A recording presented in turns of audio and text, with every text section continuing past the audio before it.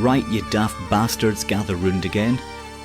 After nearly getting torn apart by wind spirits last time, Kevin and Lance found themselves sailing out to an isle surrounded by dark, choppy waters. McGuinness McBeguineys had sent them here on the next leg of their ridiculous quest.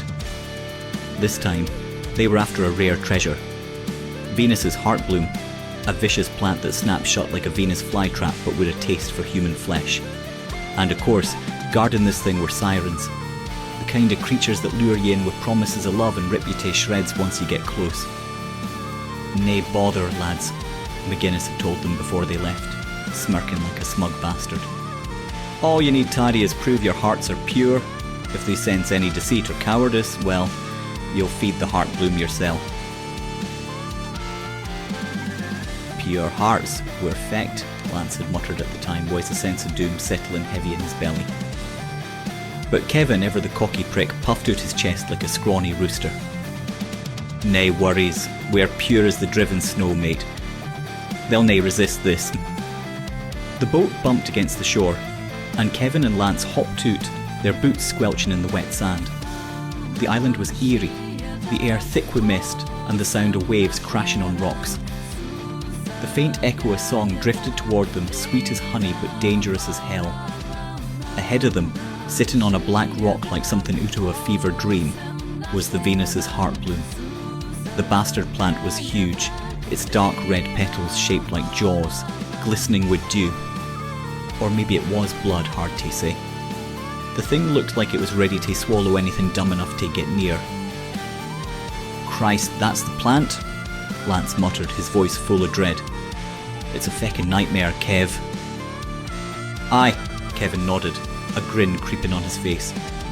But it's a beautiful nightmare. Now let's get in there before these sirens make us their lunch. Just as he finished speaking, the sirens appeared. 3 of them coming out of the mist like ghosts. They were everything you'd imagine from legends.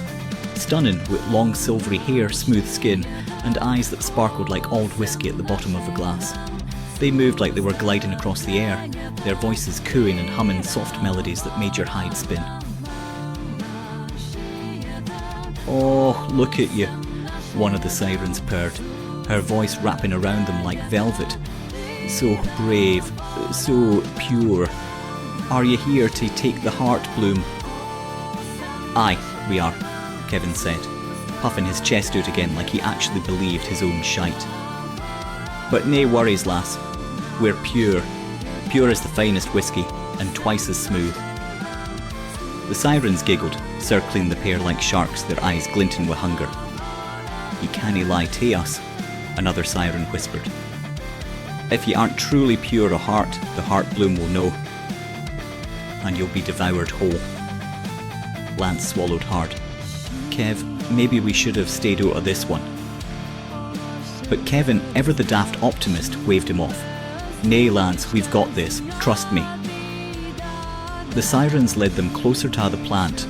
It was even uglier up close, with thick muscular tendrils twitching like they were ready to snatch someone and swallow them in one gulp.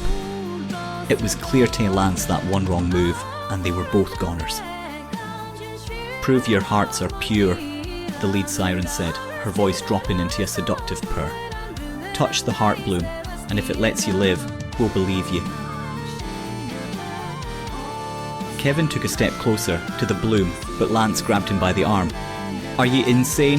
That thing's gonna snap your hide off, mate. Kevin grinned. Lance, it's about time you trusted me on this. Lance sighed. Trust? Kev, the last time I trusted ye I woke up was to seagull shitting on me face. But Kevin was already moving forward, extending his hand toward the bloom. The plant twitched, its jaws opening slightly, ready to strike. Lance could feel his heart pounding in his chest, expecting to see his mate get turned into a human snack. Then, out of nowhere, Kevin stopped.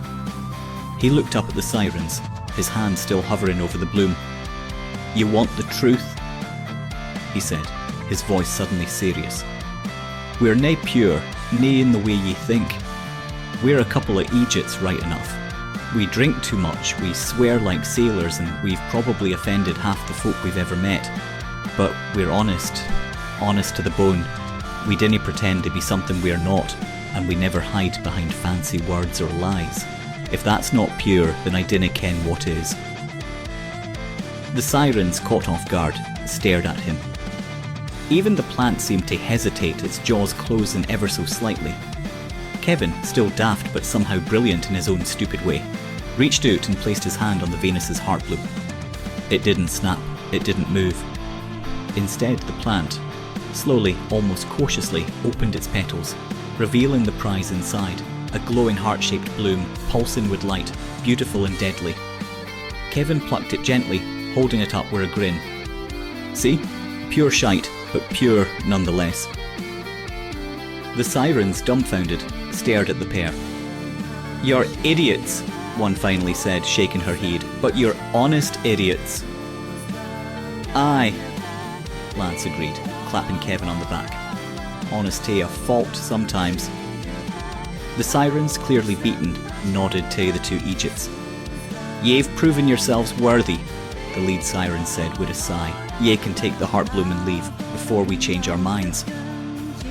With that, Kevin and Lance made their way back to the boat, the heart bloom in hand. The sirens watched them go, probably wondering how in the hell two idiots like that had survived. But survive they did. Somehow. As they pushed off from the shore, Lance turned to Kevin, shaking his head. "I still can't believe that worked." Kevin grinned. "Lance, you just need to remember, sometimes pure hearts aren't about being good, it's about being honest, and we're the most honest bastards in the land."